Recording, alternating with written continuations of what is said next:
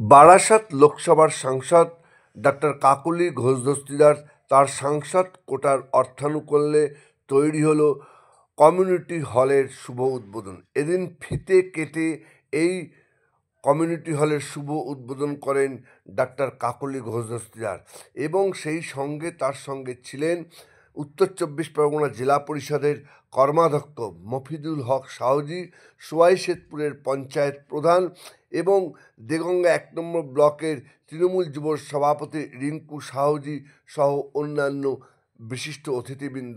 এছাড়াও ছিলেন সঙ্গে জেলা পরিষদের সদস্যা উষা দাস সহ আরও নেতৃবৃন্দ। আসুন দেখে নিন পুরো বিষয়টি।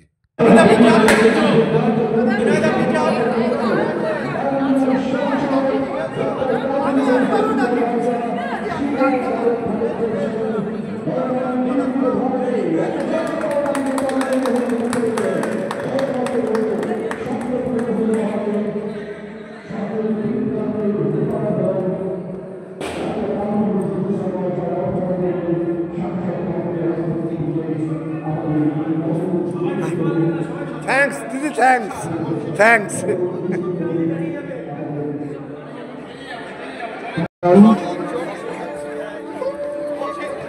ইত্তেসাম খাতুন মহোদয়কে আমরা অনুরোধ করছি উত্তরীয় এবং পুষ্পস্তবক দিয়ে। প্রত্যেকে একটু উঠে দাঁড়িয়ে আমাদের সাংসদ, আমাদের প্রিয় সাংসদ, হ্যাঁ, তার পক্ষ থেকে আমাদের সকল একবার জোরে হাততালি দিদির জন্য। দেগঙ্গা একবার জোরে করতালি সাংবাদিক বন্ধুদের কাছে। একটি দুর্দান্ত মুহূর্ত গতিলীল লগ্নের একাধারে সূর্যের আলোর ছটা এবং কৃত্রিম আলো এই সংমিশ্রণে ক্যামেরা ঝলসে উঠুক আপনার স্মার্ট ডিভাইস। জেলা পরিষদের বিদ্যুৎ চিরাচরিত শক্তি এই গ্রাম পঞ্চায়েতের সাবেক প্রধান বংশকে অনুরোধ করছি, আমাদের মাননীয় প্রধান ইত্তেসাম খাতুন, জয়ন্তী ঘোষ এবং দেবী ঘোষকে অনুরোধ করছি। আমাদের আবেগ, আমাদের ভালোবাসা মফিদুল হক শাহজি সাহেব একবার জোরে হাততালি দাও। আমাদের অসিত বাবু, আমাদের হাকিম ভাই সহ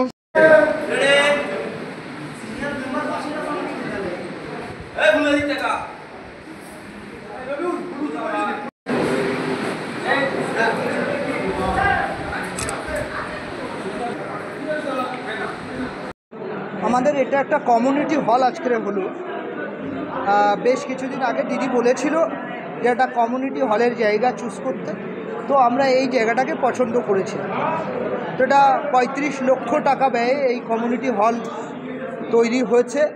আমি আমাদের মাননীয় মুখ্যমন্ত্রী মমতা বন্দ্যোপাধ্যায় এবং আমাদের ছাত্র যুব নয়নের মণি অভিষেক বন্দ্যোপাধ্যায় আর আমাদের সংসদ অত্যন্ত কাজের মানুষ, তার সংসদ তহবিলের টাকা থেকেই আমাদের এই কমিউনিটি হল উদ্বোধন হয়েছে। পাশাপাশি এই একটা রাস্তাও সামনে হয়েছে, যেটা আমাদের সংসদ ৩,৯০,০০০ টাকা দিয়ে নির্মাণ করেছেন।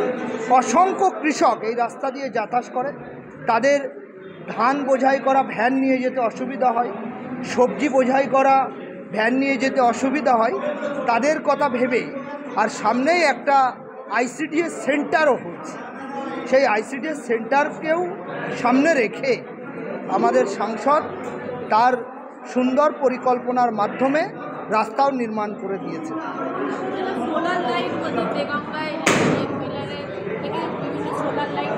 প্রায় ৪০০-রও অধিক তিনি সোলার লাইট, আমাদের প্রিয় সাংসদ অত্যন্ত কাজের মানুষ ডক্টর কাকলি ঘোষ দস্তিদার মহাশয় ৪০০-রও অধিক লাইট তিনি বসিয়ে দিয়েছেন। ওকে, দেগঙ্গায় যে বিধানসভার মধ্যে ৯টি অঞ্চল দেগঙ্গা ব্লকে, সেই ৯টা অঞ্চলে ৩০০ সোলার লাইট তিনি আজকে এই মঞ্চে থেকে উদ্বোধন করলেন। আজকে এই কমিউনিটি হল কত টাকা ব্যয়ে উদ্বোধন হলো? এটা ৩৬ লক্ষ টাকার ব্যয়ে এই কমিউনিটি সেন্টারটা। এটা কি সর্বসাধারণ মানুষের জন্য? একদম সাধারণ মানুষের ছোট ছোট আচার অনুষ্ঠান, সে একটা অন্নপ্রাশন বলুন, একটা শ্রাদ্ধ অনুষ্ঠান বলুন, একটা ছোটোখাটো, আমাদের এখানে তো অনেক তপশিলি সম্প্রদায়ের মানুষের বাস, তারা যদি একটা ছোটোখাটো বিয়ের অনুষ্ঠানও এখানে করতে পারে। এবং আমরা এটাকে আরও একটা আমাদের সাংসদের চিন্তাভাবনা, যদি কোনো ফ্লাড হয় বা দুর্যোগ হয়, সেখানে কিছু মানুষকেও আমরা এখানে কিছুদিনের জন্য শিফটিং করে রাখতে পারে, এটা একটা মহতী চিন্তা ভাবনা ডাক্তার কাকুলি ঘোষ। এটাতে আপনারা কত টাকা ব্যয়, মানে মানুষের থেকে কত টাকা নেওয়া হবে কমিউনিটি হলে? এটা আমরা একেবারে, আমাদের এলাকা তো একদম রুরাল এলাকা, ম্যাক্সিমাম মানুষ তো কৃষিজীবী মানুষ, চাকরিজীবী তো খুবই কম। সবটাই বিবেচনা করে পঞ্চায়েতের সিদ্ধান্ত নিয়ে যেটা নিলে একটা মিনিমাম, যেটা পরিষ্কার পরিচ্ছন্ন করার জন্য, আর জলের টল ইলেকট্রিকের বিলটা কোনো অতিরিক্ত পয়সা নেওয়া হবে না এখানে। যেটুকু রিজনেবল নিলে হয়, তাদের দেওয়ার মতো সামর্থ্য থাকে, সেটুকুই আমরা নেব। Thank you. সোহাই শেখপুরে দেগঙ্গার কি কি উদ্বোধন হলো এমপি লাইনের টাকা? আমাদের ডাক্তার কাকুলি ঘোষ দস্তিদার মহাশয়ের সাংসদ তহবিল থেকে সোহাইশেদপুর গ্রাম পঞ্চায়েতের 2টো রাস্তা এবং একটা কমিউনিটি সেন্টার আজকে শুভ উদ্বোধন করলেন।